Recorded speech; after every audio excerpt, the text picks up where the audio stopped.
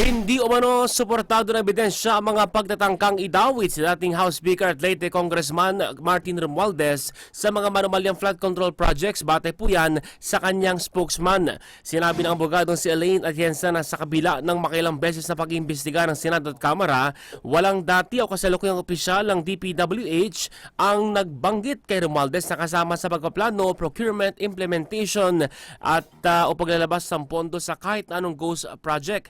Kahit anya sa dating Secretary Manuel Bunuan na may alam sa mga operasyon ay hindi isinangkot si Romualdez dahil wala umano itong kinalaman dito.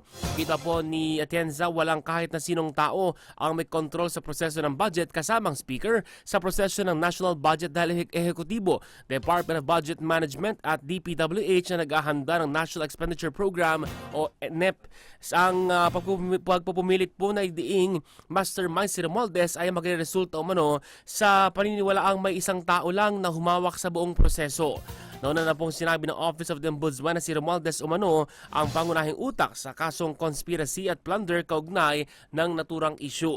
Lumabas din sa mga pagdinig ng Senado na paulit-ulit nakatanggap ng mali-maletang pera si Romualdez mula kay dating Congressman Saldico na parehong may kontrol sa pagbabalangkas ng pambansang budget kasama ang Senado at ang Pangulo.